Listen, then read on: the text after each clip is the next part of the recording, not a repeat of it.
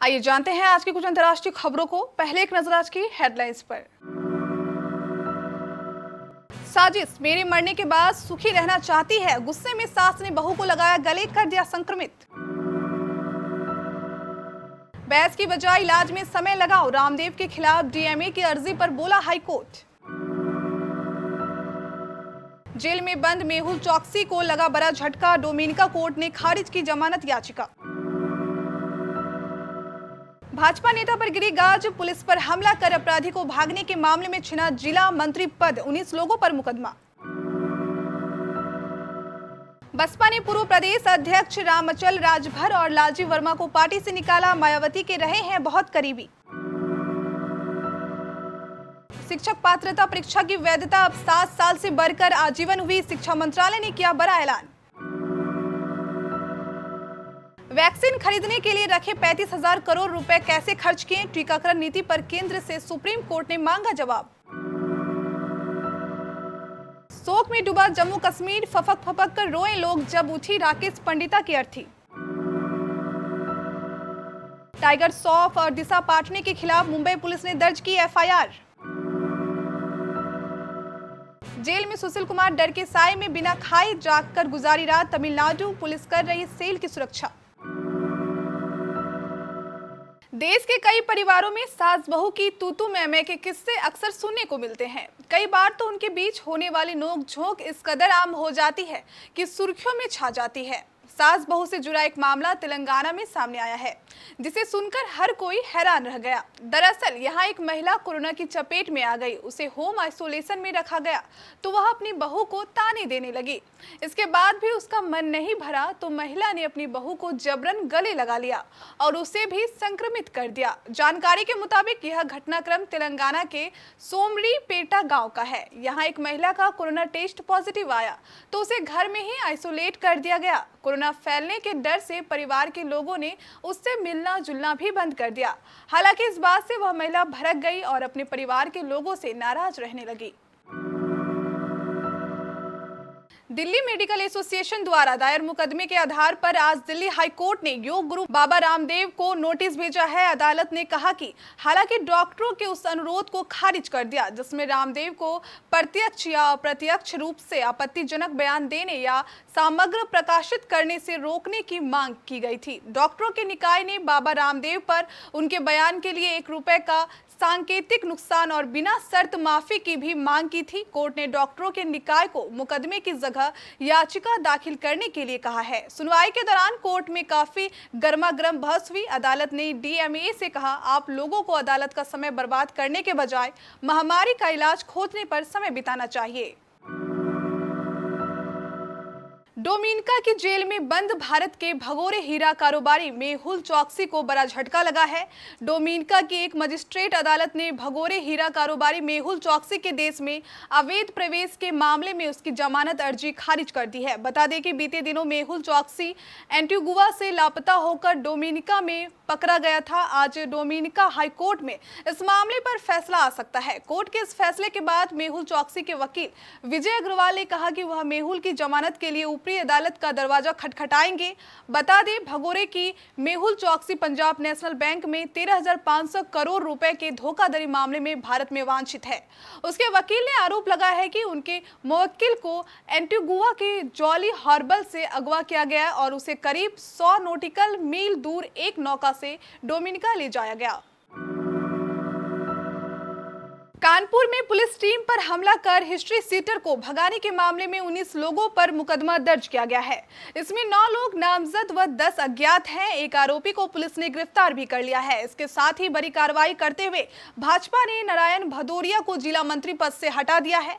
बताते चले कि नौबस्ता थाना क्षेत्र में बुधवार को भाजपा कार्यकर्ताओं ने पुलिस टीम पर हमला कर बरा थाने के हिस्ट्री सीटर मनोज सिंह को भगा दिया था। हिस्ट्री सीटर बीजेपी के दक्षिण जिला मंत्री नारायण भदौरिया के जन्मदिन की पार्टी में शामिल होने आया था।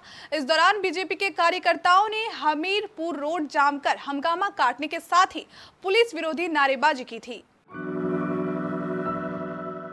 उत्तर प्रदेश में अगले साल यानी 2022 में होने वाले विधानसभा चुनाव से पहले प्रदेश में हलचल शुरू हो गई है।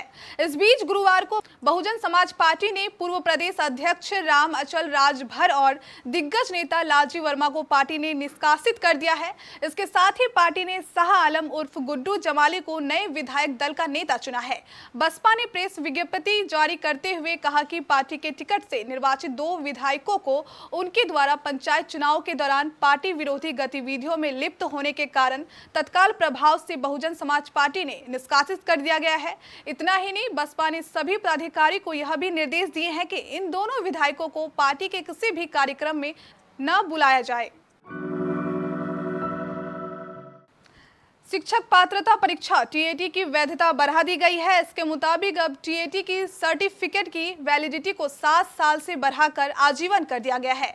वहीं इस संबंध में केंद्रीय शिक्षा मंत्री रमेश पोखरियाल निशंक ने घोषणा की है कि सरकार ने 2011 से शिक्षक पात्रता परीक्षा योग्यता प्रमाण पत्र की वैधता अवधि को 7 वर्ष से बढ़ाकर आजीवन प्रभाव करने का निर्णय लिया है। वहीं इस संबंध में एएनआई ने एक ट्वीट किया है। टीएटी की यह नई प्रमाण पत्र वैलिडिटी सभी राज्यों और केंद्र शासित प्रदेशों में लागू होगी। शिक्षा मंत्रालय के इस फैसले से हजारों लाखों अभ्यर्थियों को बड़ी राहत मिली है। ऐसे में सरकारी स्कूलों में टीचर बनने का ख्वाब देख रहे युवाओं के लिए बड़ी खबर है। वहीं टीएटी परीक्षा में शामिल होने वाले उम्मीदवारों को किसी मान्यता प्राप्त विश्वविद्यालय से न्यूनतम 45% अंकों के साथ ग्रेजुएशन की डिग्री प्राप्त करनी चाहिए। इसके अलावा उम्मीदवारों को बैचलर ऑफ एजुकेशन बीएड की डिग्री होनी चाहिए। वहीं उम्मीदवारों की न्यूनतम आयु 18 और अधिकतम 35 वर्ष होनी चाहिए। सुप्रीम कोर्ट ने केंद्र से कहा कि 18 से 45 वर्ष के लोगों के लिए कोविड-19 टीकाकरण नीति से जुड़ी अपनी सोच को दर्शाने वाले सभी प्रासंगिक दस्तावेज और फाइलों की नोटिस रिकॉर्ड पर रखे तथा कोवैक्सीन, कोविशील्ड एवं स्पुतनिक वी समेत सभी टीकों की आज तक की खरीद का ब्यौरा पेश करे। कोर्ट ने टिप्पणी की, जब सरकार की नीतियों के जरिए नागरिकों के संवैधानिक अधिकारों का हनन हो रहा है तो हमारा संविधान अदालत तो मूक दर्शक बनने रहने की इजाजत नहीं देता। इसके साथ ही कोर्ट ने सरकार की पेड वैक्सीन नीति को प्रथम दृष्टया मनमाना और अतार्किक बताते हुए स्पष्ट करने का निर्देश दिया कि केंद्रीय बजट में वैक्सीन की खरीद के लिए रखे गए 35,000 करोड़ रुपए अब तक कैसे खर्च किए गए हैं। साथ ही पूछा कि इस फंड का इस्तेमाल 18 से 44 वर्ष के लोगों के लिए वैक्सीन खरीदने के लिए क्यों नहीं किया जा सकता। कश्मीरी पंडित और भाजपा नेता राकेश पंडिता का शव जम्मू स्थित उनके घर पर लाया गया। अर्थी उठते ही लोग फफक कर रोने लगे। अंतिम दर्शन के लिए पहुंचे लोगों ने कहा कि इस कायराना हमले को अंजाम देने वालों को जल्द से जल्द खात्मा किया जाए। कब तक कश्मीरी पंडित इसी तरह अपनी जान गंवाते रहेंगे। बता दें कि कायराना हमला करते हुए आतंकियों ने बुधवार को उनकी हत्या कर दी थी। इस आतंकी हमले में एक महिला भी जख्मी हुई है, जिसे अस्पताल में शिफ्ट किया गया। आतंकियों की तलाश में सुरक्षा बल पूरे इलाके को घेरकर अभियान चला रहे हैं। बॉलीवुड अभिनेता टाइगर श्रॉफ और दिशा पाटनी के खिलाफ मुंबई पुलिस ने एफआईआर दर्ज की है। Bandra police station DCP Abhishek Trimukhe ने पुष्टि करते हुए बताया कि इन दोनों के खिलाफ कोरोना प्रतिबंधों के उल्लंघन को लेकर मामला दर्ज किया गया है। बांद्रा पुलिस स्टेशन के पीआई धनावडे ने कहा कि कोरोना वायरस की वजह से मुंबई में दोपहर 2 बजे के बाद बिना किसी कारण लोगों के इधर उधर घूमने पर पाबंदी है। ऐसे में टाइगर श्रॉफ और दिशा पाटनी इसके बावजूद शाम तक बांद्रा बस स्टैंड के निकट घूमते पाए गए। इतना ही नहीं, ये दोनों घर से निकलने का वैध कारण पुलिस को नहीं बता सके थे। अधिकारी ने कहा कि उनके खिलाफ भारतीय दंड संहिता की धारा 188 के तहत मामला दर्ज किया गया है। कोई गिरफ्तारी नहीं हुई क्योंकि यह एक जमानती धारा है। छत्रसाल स्टेडियम में पहलवान सागर धनखड़ की हत्या के आरोपी ओलंपियन पहलवान सुशील कुमार का अब नया ठिकाना मंडोली जेल नंबर 15 हो गया है। अदालत की तरफ से सुशील को 14 दिन की न्यायिक हिरासत में भेजने के आदेश दिए जाने के बाद पुलिस ने उसका मेडिकल कराया और देर रात उसको लेकर मंडोली जेल पहुंची। कोरोना महामारी को लेकर फिलहाल सुशील को जेल नंबर 15 में ही 14 दिन के लिए अन्य कैदियों से अलग रखा गया है। कोर्ट में सुनवाई के दौरान ही जेल जाने से डर रहे सुशील कुमार का वहां पहुंचकर बुरा हाल है।